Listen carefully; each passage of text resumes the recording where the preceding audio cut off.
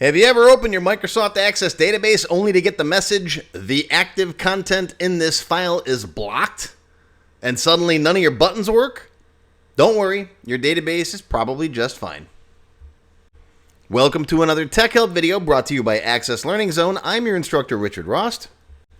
Today we're going to talk about the active content in this file is blocked error in Microsoft Access. We'll talk about what causes it, the safest ways to fix it, and we'll also look at the difference between this message, the security risk warning bar, and the yellow enable content message, so you know exactly what's happening and you can get your database working again. Today's question comes from Hakeem in Detroit, Michigan, one of my silver members. He says, how do I fix the active content in this file is blocked error in Microsoft Access? A coworker emailed me a database to use, and when I opened it, none of the buttons worked. Is this database broken, or is there something I need to do before I can use it? Well, let's talk about it. So if you're seeing this pop up, don't panic. It doesn't mean your database is corrupted or damaged or infected with a virus or any of that stuff. In fact, if it's one of my databases or one from someone else you know and trust, it's probably perfectly fine. If it's one of my databases, if you got it from my website, I can guarantee it's fine because I'm the only one that can upload stuff there. Now, what Microsoft Access is doing here is simply protecting you. It's saying, hey, this database contains active content, which means it contains code that can actually do things. And before I let that code run, I want to make sure you trust where this file came from. Now, after you click OK, you'll usually still be able to open up the database and you can browse through the tables, look at your data, maybe even run some simple queries, but you'll probably notice that things don't quite work right. Buttons don't do anything, startup forms don't start up, VBA code won't run, macros won't run. Basically, anything that relies on code has been disabled until you tell Access the file is safe. Right? Active content is Microsoft's term for anything inside your database that can execute or do something automatically. The biggest example is VBA code, right? Visual Basic for applications. But it also includes macros, startup routines that run when the database opens, the code behind your command buttons, and other automation features that make your database more than just a collection of tables. Right? For you beginners out there, the tables hold the data, but the active content is the intelligence that works with that data. It's the program part of your Access database, right? It's the part of your database that responds when you click a button or, to open forms automatically, validate information, print reports, send emails, that kind of stuff. When Access blocks active content, it isn't blocking your data. It's just blocking the parts of the database that can potentially execute code. Why is it blocked? Well, when Windows detects that a file came from the internet, from an email attachment or some other untrusted location, it quietly attaches a security tag called Mark of the Web. Access sees that tag and says, well, before I let this database run any code, I want to make sure the user actually trusts it. And this isn't Microsoft trying to make your life difficult. It's actually protecting you from someone emailing you a database that looks harmless, but secretly runs malicious code as soon as you open it. Now, most of the time, if it's a database you downloaded from someone you trust, like one of my databases, it's perfectly safe. But Access doesn't know that, so it plays it safe. Now, after you click OK on the pop-up, you may notice another warning waiting for you at the top of the Access window. It's the red security risk banner, and it's basically Access reminding you that it still doesn't trust the database. At this point, you can usually open forms, browse tables, look at your data and stuff like that, but the active content is still disabled. So that's why your buttons don't work, your startup code doesn't run, and anything that depends on VBA or macros is still blocked. So if you're wondering why the database opens but seems broken, well, this little red warning bar is your clue. Now, depending on how the database was blocked, you may see this message, the yellow security warning bar, or sometimes you get both of them. If you know the database is safe, simply click Enable Content. That tells Access, yes, I trust this database. Go ahead and run the code. Your button should immediately start working, your startup code can execute, and everything should behave normally. But just remember, depending on where the file came from, you may have to do this again the next time you open it. Now, if this is a database you're going to keep using, there's a better solution. Close the database, right-click the file in Windows Explorer, choose Properties, and look near the bottom of the General tab. You'll see an Unblock checkbox. Right? Check it, click Apply, and then hit OK. This removes the mark of the web from the file. And in other words, Windows no longer considers it an untrusted internet download, so Access won't block the active content anymore. And the next time you open it, you'll usually skip that first warning altogether. Here, let me show you. Let me go to my website real quick and grab my Tech Help free template. I'm just going to click on here to download this.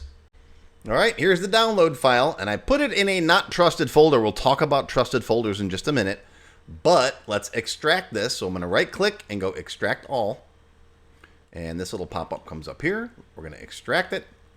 All right, now I've got another folder inside that folder that's got the blank templates in it. And when I open up one of them like this blank.accdb, you could say, oh, there's the warning message, right? It says this active content in the file is blocked. All right, let's hit OK. Now, the first thing you'll see is the security risk. Microsoft has blocked macros from running because the source of this file is untrusted. If you click Learn More, it just takes you to Microsoft's website.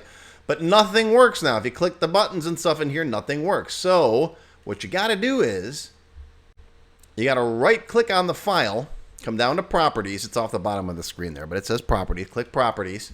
And then you'll get this guy. You'll see right down here, Security. It says this file came from another computer and might be blocked to help protect this computer. We'll click Unblock and hit Apply. Now you've just removed the mark of the web, which tells your system that it was downloaded from the internet or emailed to you from your sketchy cousin who you don't trust. All right, now when you open up this database, you might still get that, but now it gives you the yellow security warning. It says the active content has been disabled because I don't still fully trust this. But now if you click Enable Content, now you can, I don't think, yeah, see, it does stuff now. It just says hello world, but the active code works, right? And if it's got a startup macro or whatever, that'll run.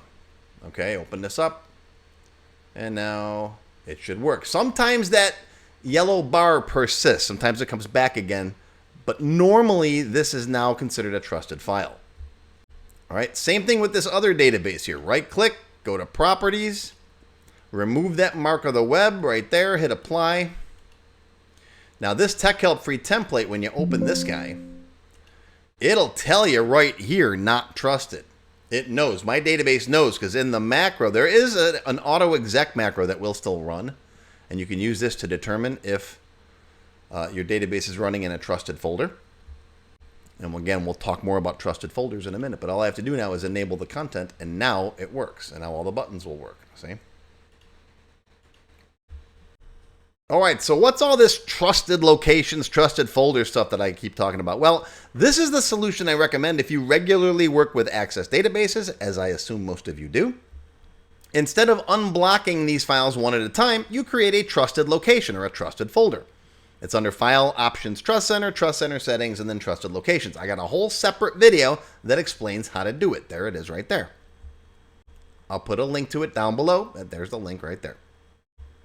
Now, any database that's stored in that folder will automatically be treated as trusted, so you won't have to keep dealing with these security warnings over and over again.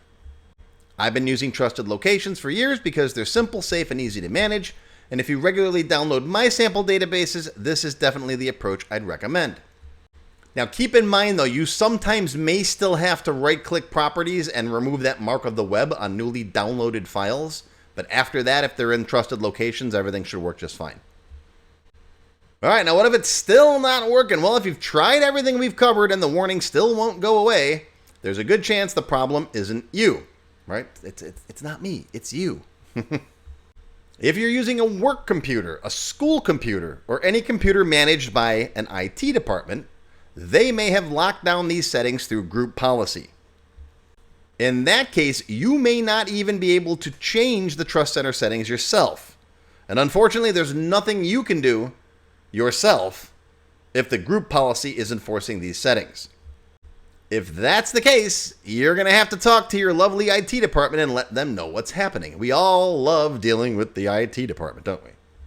I was a consultant for many, many years, and after a while, I stopped working with large corporations because I didn't want to have to deal with IT departments. I only dealt with small companies where I was the IT department. Now, one word of caution. Don't solve this problem by simply turning off access security or enabling every macro globally. Those security features exist for a reason. Only trust databases that come from people or organizations you know.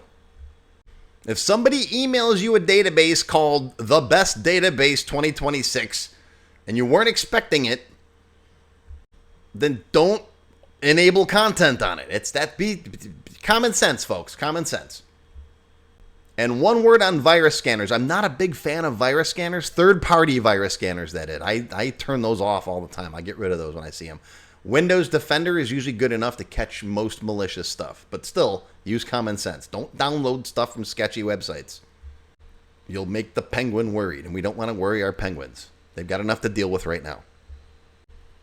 All right, so the biggest takeaway today is that message isn't telling you your database is broken. It's simply telling you that Access has temporarily disabled the code until you decide the file is safe. And for databases you trust regularly, trusted locations are usually the best long-term solution. And as always, only enable active content for databases that come from sources you trust, like me. Once you know what that message actually means, it's a lot less scary, and it's usually a security setting, not a broken database. So there you go. That's what the active content in this file is blocked error means, how to deal with it, and if you got any problems or issues or questions, post them down below in the comments.